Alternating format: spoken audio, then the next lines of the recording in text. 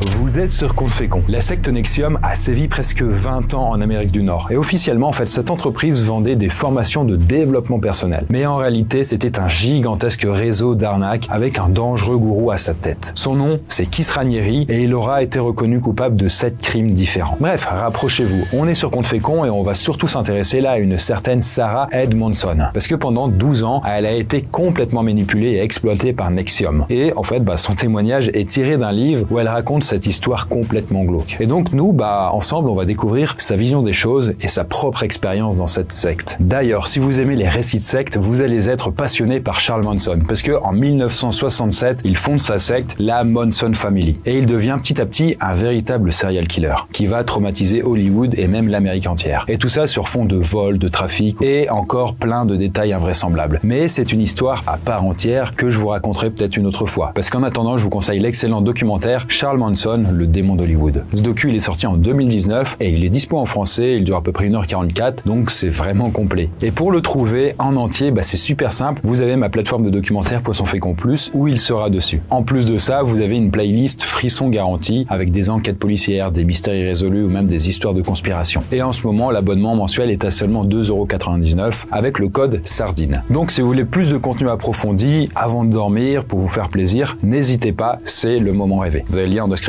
Mais nous, pour en revenir à Sarah et NXIVM, attention, on abordera quand même parfois des sujets sensibles pour certaines personnes. Et on verra comment Sarah a même été recrutée par NXIVM, comment elle a été poussée à faire des choses de plus en plus horribles, ainsi que le rituel très particulier qu'elle a dû subir pour entrer dans une secte à l'intérieur de la secte. Et comment le FBI finit par se mêler de cette affaire et comment tout se termine enfin. Mais bref, commençons par le début, avec là une entrée en matière assez perturbante.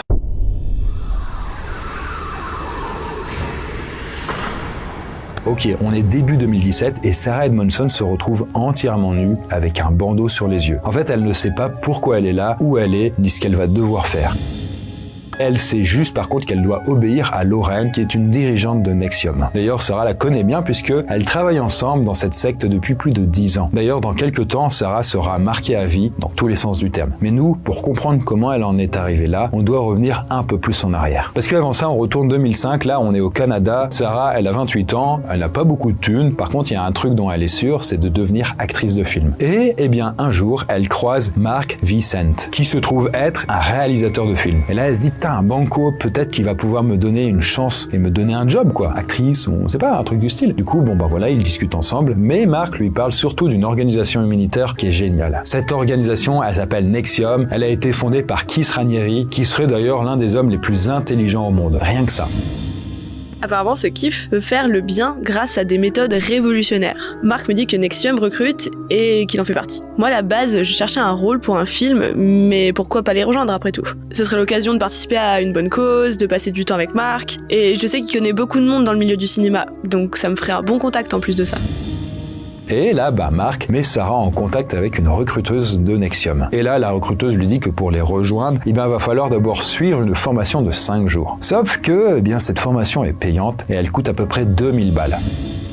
Bref, là, Sarah, elle est pas hyper à l'aise, elle panique rapidement. En fait, pour elle, ça représente déjà presque tout ce que son compte en banque peut se permettre, parce que je vous le rappelle, elle a pas beaucoup de thunes. Mais bon, les gens de NXIVM sont quand même très forts pour vous faire changer d'avis. Attends, t'as 28 ans et t'as pas d'argent? Comment ça pourrait changer, s'améliorer pour toi si tu refuses des telles opportunités? Attends, remets-toi en question, quoi. Pour gagner de l'argent, faut d'abord en dépenser. Bref, Sarah se fait rapidement embobiner ou en tout cas séduire par l'offre. Finalement, je me dis que c'est que de l'argent, alors je m'inscris. Je sais pas encore, mais ce paiement est le premier d'une longue série. Pendant la prochaine décennie, je vais investir des sommes monstrueuses dans NXIVM. Au fil du temps, ils me prendront même bien plus que mon argent. En attendant, je me suis donc inscrite pour les 5 jours de formation. Quelques semaines plus tard, Sarah récite à voix haute les 12 commandements de NXIVM. Je m'engage à rendre le monde meilleur, je ne me comporterai jamais comme une victime, etc., etc. Bref, tous les participants doivent s'incliner pour rendre hommage au grand et sublime Keith Raniere, le fameux fondateur, l'un des plus intelligents au monde, vous vous souvenez. Puis, là, la formation commence avec une cassette vidéo diffusée sur une télé. Là, à partir de là, Sarah se pose quand même des questions. Pourquoi elle a payé quand même 2000 balles pour regarder des vidéos? D'ailleurs, pourquoi elle doit rendre hommage à un gars qui n'est même pas dans la pièce? Parce que le gars, il est même pas présent en plus, faut juste vous le dire. Et donc, à l'écran, Nancy Salzman, la présidente de Nexium, présente différentes règles ainsi que des définitions. Qui s'est d'ailleurs présenté à ce moment-là comme le nouveau Steve Jobs ou même le nouveau Bill Gates. Faut vous le dire, en fait, il a fondé Nexium en 1998 avec Nancy pour vendre des formations de développement personnel. Et officiellement, Nexium veut dire lieu d'apprentissage en latin. Mais dans l'Antiquité, quand on utilisait le mot Nexium, c'était en réalité plutôt une personne soumise à un maître pour toute sa vie. Sauf que ça, à ce moment-là, quand ils sont en train de faire ce petit séminaire qui coûte 3 fois rien en plus, eh bien, ils ne sont pas au courant. Mais en tout cas, vous verrez bien plus tard que Case, lui, il n'a pas choisi ce nom par hasard. Et là, vous vous demandez sûrement pourquoi est-ce que je reste dans cette formation étrange. Déjà, ça m'a coûté un bras. Alors je me dis, autant rester jusqu'au bout. Faut bien comprendre que, jusqu'à ce moment, je n'imaginais pas du tout que Nexium était une secte. C'était présenté comme une entreprise, ça a l'air sérieux. En plus, Nancy me donne de bons conseils. Elle m'explique que rejoindre Nexium, c'est s'entourer d'une communauté forte, que je serai suivie par un coach pour m'aider à réaliser mon plein potentiel. Et moi qui n'arrive pas à lancer ma carrière, je suis séduite. En fait, Nancy commence déjà à manipuler Sarah et les autres élèves. En fait, elle dit d'ailleurs que ceux qui veulent abandonner la formation, parce qu'ils en ont marre pour X raisons, c'est justement ceux qui ont le plus besoin de rester. En fait, ça veut dire qu'ils essayent d'esquiver un problème à régler. Et s'ils partent, ils ne le régleront jamais. Bref, vous voyez, c'est quand même un petit peu fourbe, et Nexium, conditionne petit à petit les gens. Pour ensuite, plus tard, leur dire qu'ils doivent faire telle chose qu'ils n'auront peut-être pas envie de faire, mais en leur disant que c'est pour leur bien et qu'ils doivent affronter leurs problèmes comme ça. Et d'ailleurs, le temps passe et à la fin des 5 jours, Sarah reçoit une écharpe blanche. Et l'écharpe blanche, c'est un système de progression dans Nexium. Et plus vous suivez de formations, plus vous recrutez de gens, plus vous montez en grade. Et ça, c'est ce qui va pousser Sarah, malgré elle, à s'investir dans cette organisation criminelle. Criminelle, pour l'instant, on ne le sait pas. Bref, après cette première formation, Sarah se sent plus productive, plus confiante en elle. Là, on se dirait, super, ça a apporté ses fruits. À tel point qu'elle est refaite. Elle en parle même à ses amis, elle les pousse à s'inscrire également. Mais certains se disent, c'est quand même louche, ça ressemble un peu à une secte ton truc là. Malheureusement pour elle, c'est déjà trop tard. En fait, Sarah a déjà mis les pieds dans l'engrenage, voire même les mains et le bras tranquillement. Et elle vient de découvrir là le système de parrainage. Quand j'inscris quelqu'un dans une formation, je touche à peu près 20% du prix, soit plusieurs centaines de dollars chaque fois. Au début, je me sens un petit peu mal à l'idée de gagner de l'argent sur le dos de mes amis, mais les coachs de Nexium me rassurent, ils me disent que c'est normal d'être payé puisque je leur rends un service. Alors j'accepte, et je réalise que je suis plutôt douée pour recruter des gens. J'ai pas mal d'amis actrices qui rejoignent les formations. Et là, en fait, l'argent que Sarah gagne grâce au parrainage, ça lui permet de financer de nouvelles formations. Et en gros, elle réinvestit la majorité dans Nexium. C'est une boucle sur elle-même, quoi. Bref, à la fin, on a compris, en fait, tout l'argent qu'elle gagne, elle réinvestit chez eux, donc c'est plutôt les gagnants dans l'affaire. Et elle, de son côté, elle passe des heures à recruter des gens et à suivre de nouvelles formations. En fait, il y a tout un système de grades, avec des sous-chefs, des chefs, qui vont la pousser à se donner à fond. Et au fil des mois, en vrai, ni vu ni connu, elle gravit les échelons d'Nexium. C'est super gamifié, quoi, du coup, on a envie de se pousser, quoi. On veut gagner des points. Et un jour, ça arrive, elle finit par rencontrer Keith en personne, ainsi que Nancy et sa fille, une certaine Lorraine. D'ailleurs, elles ont le même âge et elles deviennent rapidement meilleures amies. Et voilà, et puis petit à petit, en fait, Nexium attire de plus en plus de monde. Il y a même des stars d'Hollywood et même du rock, ainsi que Claire et Sarah Bronfman, qui sont les filles d'un milliardaire. Je deviens formatrice et je dirige mes propres sessions de formation. Je suis entourée de femmes fortes qui deviennent de vrais modèles pour moi. Je me sens à ma place, bien intégrée dans un groupe soudé qui devient carrément ma nouvelle famille. Je gagne ma vie grâce au recrutement. Et quand j'ai des doutes sur Nexium, je trouve toujours une bonne raison de rester. À tel point que je vois pas qu'il se passe des trucs louches. Mais bref, vous voyez, en fait, le temps passe et il se trouve que Keith utilise quand même pas mal de méthodes qu'on retrouve dans beaucoup de sectes, notamment ce qu'on appelle le love bombing. En fait, le love bombing, ça consiste à donner l'impression à quelqu'un qu'il a enfin trouvé sa place. Et la secte devient d'ailleurs à ce moment-là sa nouvelle famille. Et petit à petit, elle se retrouve coupée du reste de la société. Mais Keith utilise aussi ce qu'on appelle le contrôle de l'alimentation. En fait, il fait suivre aux femmes de Nexium un régime pour soi-disant avoir un mode de vie plus sain. Et elles ne doivent manger que des aliments crus, des jus de fruits, des soupes. Et résultat, c'est bien beau, mais ça manque un petit peu de protéines, tout ça, et puis de trucs plus consistants. Et donc, elles n'ont plus d'énergie. D'ailleurs, elles ont aussi du mal à réfléchir. Et donc, c'est malin parce que ça les rend plus facilement influençables. D'ailleurs, ça tombe bien, la plupart des femmes sont célibataires. Et dans ces formations, Keith dit que l'amour est une distraction. Et que lui, il restera célibataire à vie. Et bon, pour l'instant, tout ça commence à partir un peu en sucette, mais tous ces indices cachent un terrible secret. Et il se trouve que Sarah découvrira bientôt la vérité à ses dépens. Mais pour le moment, elle est quand même très occupée. Nexium ouvre son tout premier centre de formation au Canada, à Vancouver, pile là où j'habite. Et c'est moi qui serai la gérante avec Marc, le gars qui m'a fait découvrir Nexium. On s'installe en plein centre-ville et ça cartonne. Il y a des dizaines de nouvelles recrues chaque semaine. Pour y arriver, je bosse énormément, du matin au soir, aux toilettes, en brossant les dents, je recrute, je coach. Pourtant au début, je suis pas payée pour faire tout ce travail et ces responsabilités en plus. Nexium m'explique que je dois leur rendre service pour tout ce qu'ils m'ont apporté. À ce moment-là, Sarah ne s'en rend pas compte, mais elle est clairement exploitée. Elle bosse pour eux avec des grosses responsabilités quand même, et manifestement, elle ne touche rien. Elle rapporte plein de thunes en fait à Nexium qui vont probablement une grande partie dans les poches de Kiss. D'ailleurs, Sarah a réussi à recruter Alison Mack et puis Nikki Klein, qui sont deux jeunes et jolies actrices de Vancouver. Et bizarrement, Lauren, donc la fille de la directrice qui est aussi haute responsable, commence directement à faire ami avec elle. Et là, quelques semaines plus tard, les deux jeunes actrices qu'ils ont recrutées déménagent carrément au siège de Nexium. En plus, ça tombe bien, il est implanté à Albany, qui est une ville aux States, à 4000 km de Vancouver, donc pas la porte à côté. Et comme par hasard aussi, c'est là que Kiss habite également. Apparemment, il a décidé de les coacher personnellement pour améliorer leur talent d'actrice. Rien que ça. À partir de là, quand même, Sarah se demande ce qui se passe. Parce qu'on a quand même Kiss qui fait venir deux jeunes femmes innocentes et pleines d'espoir qui ont autour de la vingtaine, alors que lui, il a quand même la cinquantaine. Et il se trouve que ces deux jeunes femmes, alors qu'elles semblaient avoir un avenir florissant, elles décident de changer de vie du jour au lendemain et en se barrant à 4000 km pour aller le voir lui. Qui plus est, après ça, l'une d'entre elles ne sort plus de son nouvel appart et elle dit qu'elle doit être disponible pour lui. Donc très bizarre. Et en tout cas, les choses vont continuer à s'accélérer, puisque deux coachs de Nexium vont bientôt décéder. En tout cas, le temps passe et quelques années plus tard, le centre que Sarah gère à Vancouver génère énormément de cash. Et là, ça y est, elle reçoit enfin un salaire à la hauteur, jusqu'à 20 000 balles certains mois. Néanmoins, elle doit quand même toujours réinvestir la majorité de cet argent dans Nexium. Et en parallèle, Sarah se marie avec Nippy, qui est un gars qui fait aussi partie de Nexium, et ensemble, ils achètent un appart, et Sarah tombe d'ailleurs enceinte de lui.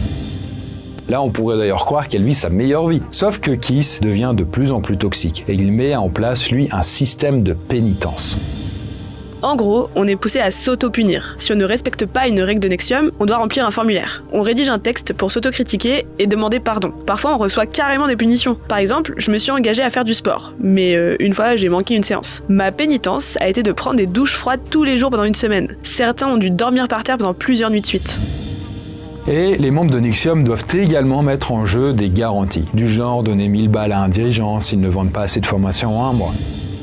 Bref, ça met la pression à Sarah qui bosse encore plus. D'ailleurs, comme s'il avait peur qu'elle découvre ses secrets et qu'elle le dénonce peut-être. En tout cas, à cette époque, Kiss traverse quand même un bad buzz parce qu'un média américain l'accuse d'être un gourou dangereux et un arnaqueur.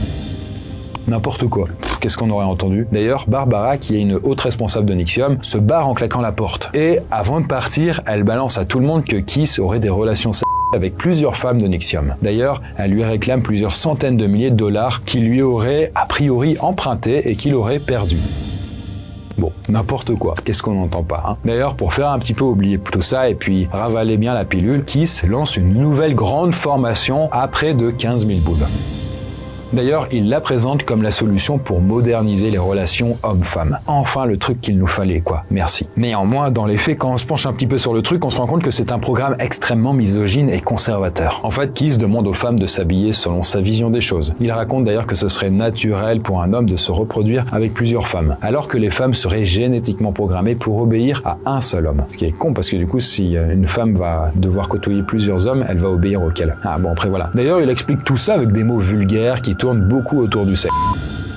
Au début, je prends ça plutôt à la légère. Cette nouvelle formation me plaît pas, tant pis, je vais pas jusqu'au bout et point final. Sauf que pas du tout. Je le réalise pas encore, mais certaines femmes de Nexium appliquent vraiment les conseils de cette formation. Kiff est en train de leur apprendre à avoir un comportement totalement soumis. Il prépare discrètement le terrain pour le pire de ses projets. Il va bientôt commettre des actes les plus sombres dont je n'ai jamais entendu parler. Et ça va tomber sur des femmes que j'ai moi-même recrutées dans ce piège, sans le savoir.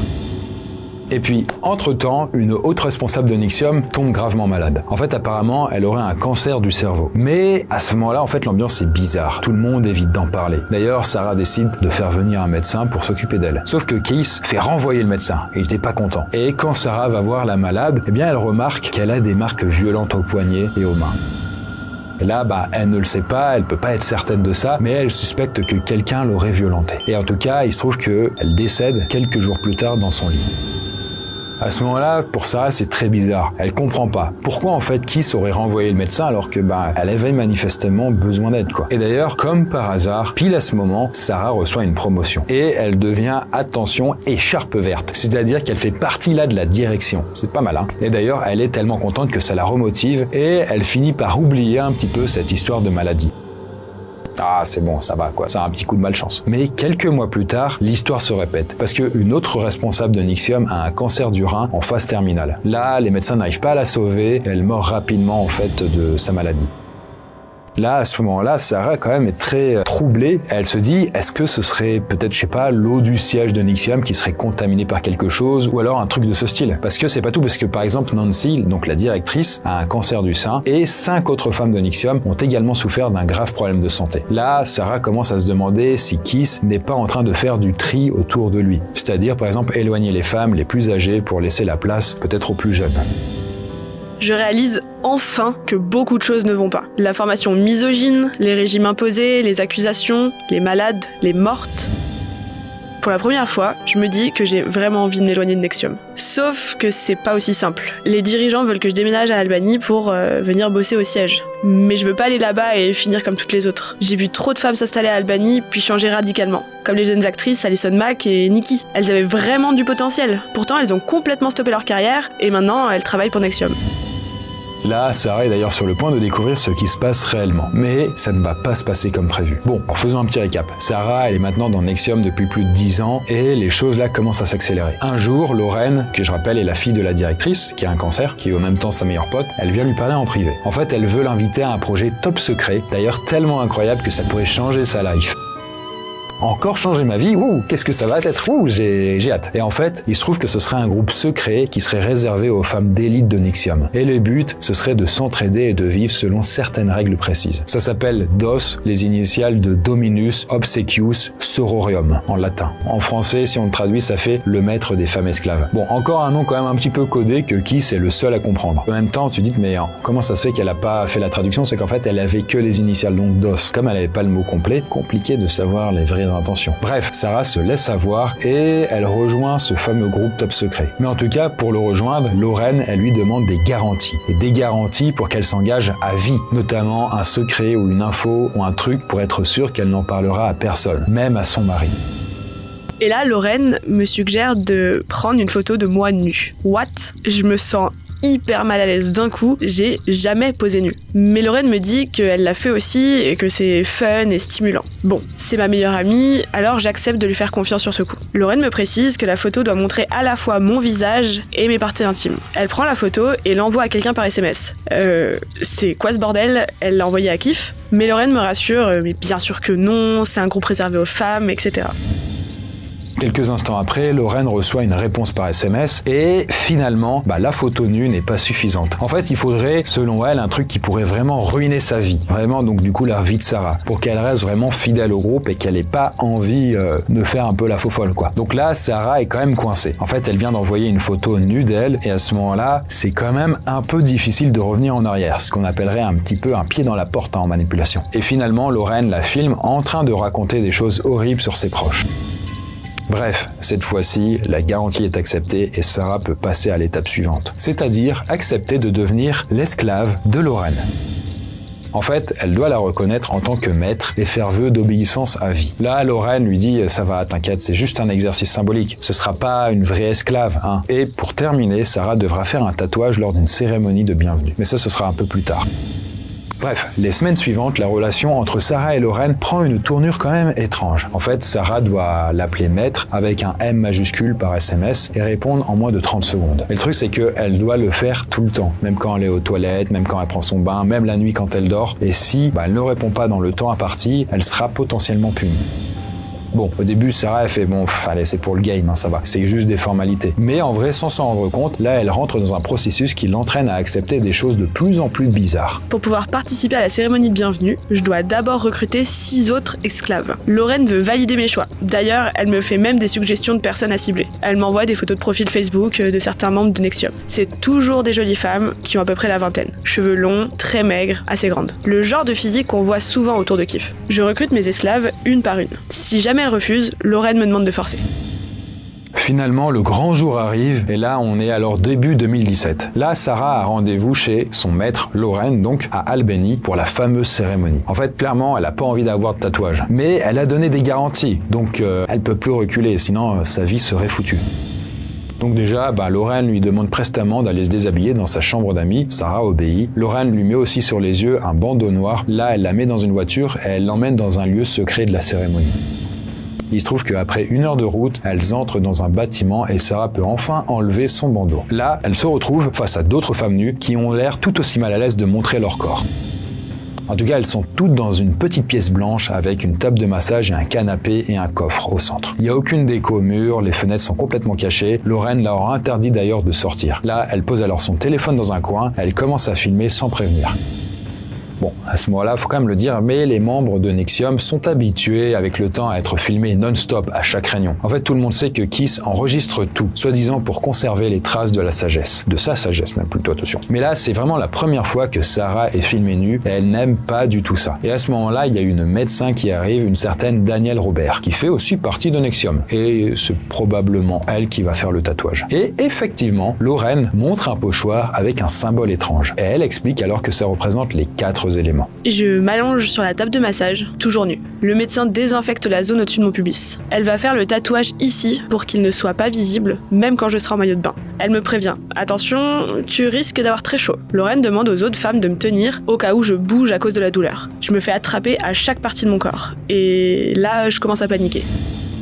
J'ai jamais fait de tatouage, mais normalement, il n'y a pas besoin de tout ça. Lorraine me demande de répéter « Maître, voudriez-vous me marquer ? Ce serait un honneur. » Quand l'appareil rentre en contact avec ma peau, c'est comme si j'étais électrocutée. Je hurle de douleur. C'est pas possible, je suis dans un film d'horreur. Et en réalité, en fait, c'était pas un tatouage qu'on lui a fait, c'est pour ça qu'on l'a bien tenu. Sarah est en train d'être marquée au fer rouge. Alors vous savez, comme pour du bétail, leur peau est marquée alors avec un fer chauffé à environ 700 degrés. Là, Danielle est en train en fait de brûler la chair de Sarah avec son appareil. Et au début, elle se débat, elle se tord de douleur, mais elle est coincée. Elle peut vraiment pas bouger. Alors Sarah se dit que si elle reste tranquille, ce sera vite fini. Sauf que pourtant, elle a déjà accouché, elle sait la douleur de l'enfantement, mais même ça la faisait pas autant souffrir. En fait, elle peut sentir chaque millimètre de sa peau en train de cramer. Bon, une fois le mal fait, elle se relève et là, on lui dit que à son tour, elle va devoir tenir les 4 autres femmes qui vont subir le même rituel. Et là, vous vous dites, mais c'est quoi l'intérêt de faire un truc pareil ? Eh bien, en fait, l'objectif, c'est de créer un lien traumatique, donc une sorte de conditionnement psychologique. Quand je rentre enfin chez moi, en plein milieu de la nuit, je vais directement à ma salle de bain et j'examine ma marque. La zone me pique, elle est rouge et gonflée, et je sens encore une odeur de peau brûlée. Je reste au lit pendant des heures, incapable de dormir et complètement sous le choc. Lorraine m'a dit de cacher ça le plus longtemps possible à Nippy, mon mari. Je vais devoir l'éviter autant que possible. Je sais pas comment réagir. Si je fais la moindre remarque, les gens de Nexium retourneront le problème contre moi et ils me traiteront même de folle. Et chaque jour qui passe après cette cérémonie, Sarah n'en revient toujours pas. En fait, elle a une marque sur son corps qu'elle va devoir garder à vie. Et tout ça à cause de sa meilleure amie, donc Lorraine. Et alors qu'elle pleure pendant des heures, elle ne le sait pas encore, mais en fait, elle n'est pas au bout de ses surprises. Et cet événement vient enfin lui ouvrir les yeux. Et à ce moment-là, ce sera le moment pour elle de découvrir des choses bien pires. En fait, à partir de là, c'est décidé pour Sarah, elle veut se barrer de Nexium. Bon, je pense, mon petit feedback, c'est que c'était peut-être un peu too much la marque au fer rouge. Elle se dit, s'ils sont assez fous pour marquer les gens comme des bêtes, jusqu'où ils peuvent aller. Le problème pour elle, c'est qu'elle le sait bien, mais ça va être compliqué de tenter des choses contre Nexium à cause des garanties qu'elle a données à Lorraine. Donc voilà, la fameuse photo nue et puis la vidéo. En attendant de trouver une solution, je continue de faire comme si de rien n'était, mais tout ce délire de maître et d'esclave continue. Un jour, Lorraine me donne un avertissement à moi et aux autres esclaves. Apparemment, on ne lui obéit pas assez bien. Donc si ça continue, on sera puni et enfermé nu dans une cage. What the fuck ? Ils sont sérieux ? Une vraie cage ? Vraiment ? Ça devient de plus en plus bizarre et pervers, et je crois que c'est un nouveau déclic pour moi, il faut vraiment que je me barre.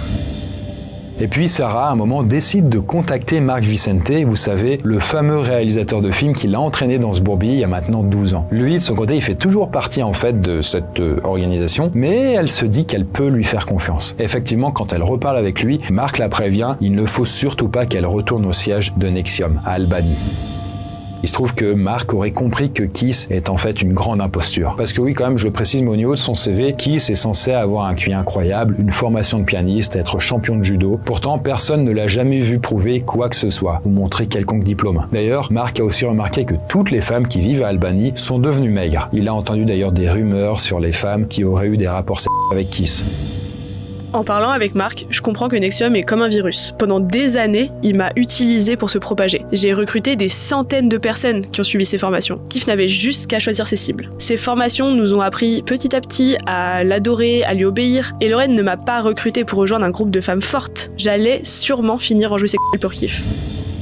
Et toutes les jolies femmes que Lorraine m'a fait recruter allaient y passer aussi. Avec du recul, c'est évident que Kif est à la tête de tout ça. Il a donc reçu toutes mes photos, mes vidéos, mes garanties. Et là, Sarah réalise enfin qu'elle est impliquée dans une secte. En fait, ça fait un choc pour elle. Elle se sent d'ailleurs extrêmement stupide d'être tombée dans un système pareil. Parce que jusqu'ici, jamais le mot secte n'était venu à sa bouche. C'était juste des petits trucs louches, un peu bizarres, dans une organisation qui était quand même très sympa dans l'ensemble. Alors que là, c'est tout son système de valeurs qui s'effondre. Et d'ailleurs, là, en analysant davantage la marque qu'elle a au fer rouge, elle découvre que ce n'est pas du tout les 4 éléments. En fait, elle voit un R avec un K. Là, vous voyez du coup le fameux tatouage en question. Tatouage marque plutôt du coup, et en lisant mieux on voit plutôt une sorte de K avec un R, et K et R étrangement ce sont quand même les initiales de Kiss Raniere qui sont donc gravées à vie sur son corps. Bon là, à ce moment-là, Sarah réfléchit, elle doit absolument mettre fin à Nexium pour éviter qu'il n'y ait plus de victimes. Et là, en catimini, elle contacte des experts de secte et des journalistes, et d'ailleurs Mark réussit à obtenir un rendez-vous au FBI pour Sarah. Là, en présence du FBI, elle leur montre sa marque et elle leur explique d'ailleurs tout ce qu'elle sait. Mais elle est terrorisée. Est-ce qu'ils vont la croire? Est-ce qu'ils vont la mettre en prison? Ils semblent prendre la situation très au sérieux et ils ouvrent une enquête. Quand je sors, j'appelle tout de suite mon avocat pour modifier mon testament. J'avais nommé Lorraine comme tutrice légale de mon fils si jamais je mourais. Je passe une nuit blanche pour faire mes cartons et j'emporte tout ce qui a de la valeur pour moi. On peut plus rester ici, c'est trop dangereux, il faut vite disparaître. J'écris une lettre officielle de démission que j'envoie à Albany pour avoir une trace écrite au cas où. J'appelle toutes les personnes que j'ai recrutées pour Nexium pour leur dire de se barrer. Certaines refusent de me croire. En montrant les initiales de Kif gravées sur mon corps, l'une de mes recrues tombe carrément sous le choc et se met à convulser. D'ailleurs, un journaliste du New York Times contacte Sarah pour rédiger un article sur cette affaire. Et quelques semaines plus tard, l'article fait la une du journal. À partir de là, Sarah reçoit des lettres d'avocats de Nexium. La police débarque d'ailleurs chez elle pour la perquisitionner et Nexium l'accuse de fraude et de vol. Mais après une longue enquête, la police comprend quand même que Sarah n'y est pour rien. En parallèle, le FBI se met à la recherche de Kiss qui, lui, a mystérieusement pris la fuite. Mais au bout d'un moment, il le retrouve quand même 1 an plus tard, caché dans une ville au Mexique, avec quand même un petit groupe de femmes à ses pieds, quoi.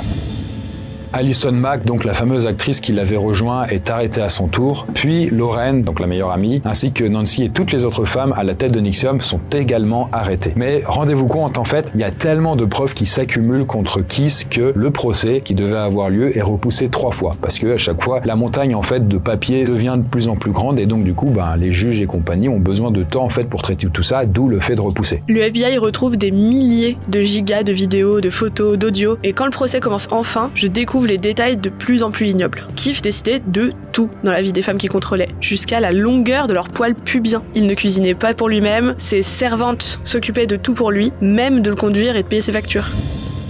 Le FBI me montre même les échanges de SMS dans lesquels il était hyper trash. Il a écrit par exemple qu'il voulait posséder un nouveau jouet un esclave à utiliser comme outil pour se faire plaisir.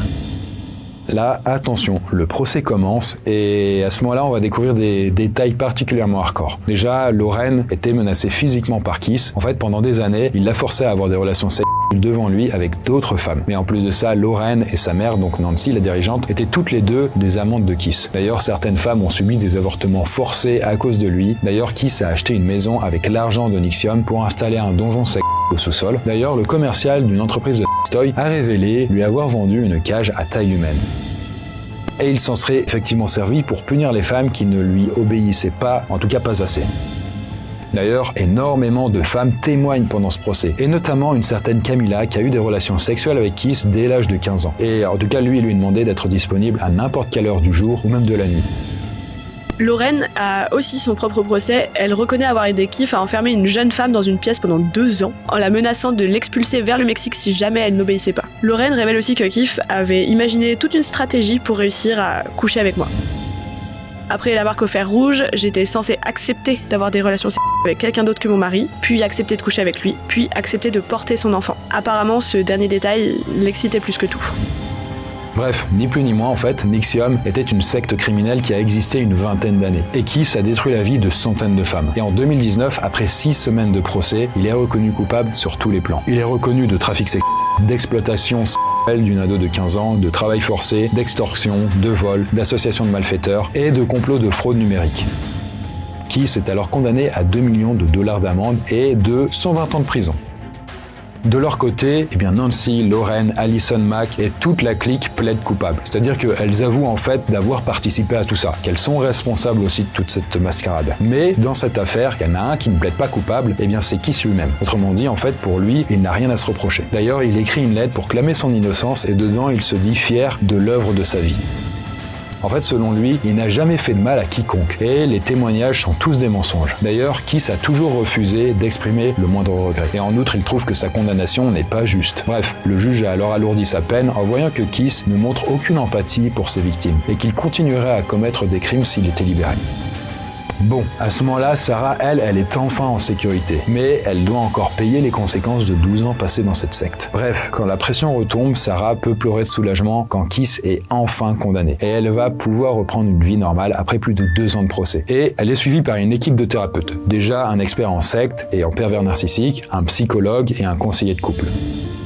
À partir de là, la vie reprend tout doucement, Sarah se remet dans sa carrière d'actrice, elle reçoit d'ailleurs plein de mails de femmes qui la remercient de les avoir sauvées de la secte. En fait, sans Sarah, certaines avouent qu'elles auraient été marquées au fer rouge. Pendant des mois, j'arrive pas à dormir, pas à manger, je perds énormément de poids. J'ai plein de changements d'humeur, de l'anxiété, je panique facilement. Quand je respire, je n'arrive pas bien à remplir mes poumons. Je dois prendre des pilules pour dormir. Je fais installer des serrures blindées à mon appart. Je poste rien sur les réseaux sociaux tant que j'ai pas quitté un endroit. Au cas où Keith voudrait savoir où je suis pour me faire taire ou se venger.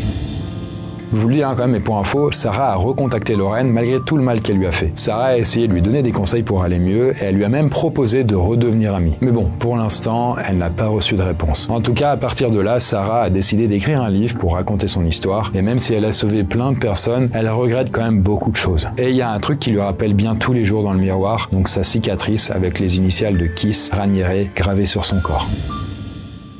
Et bien voilà pour cette histoire qui s'est terminée finalement assez récemment. Merci à son bouquin, c'est ce qui nous a permis en fait de construire cette vidéo et donc du coup de faire en sorte qu'on ait autant de détails. Si vous voulez plus de détails, évidemment vous pouvez vous y référer. J'espère que ça vous aura aidé à esquiver peut-être des sectes ou des gens manipulateurs. D'ailleurs si ce genre d'histoire vous plaît, n'hésitez pas à le dire. Les commentaires sont là pour ça. Sur ce, il est temps pour moi pour vous souhaiter une très belle nuit, faites de beaux rêves et on se dit à très bientôt dans une prochaine vidéo sur Compte.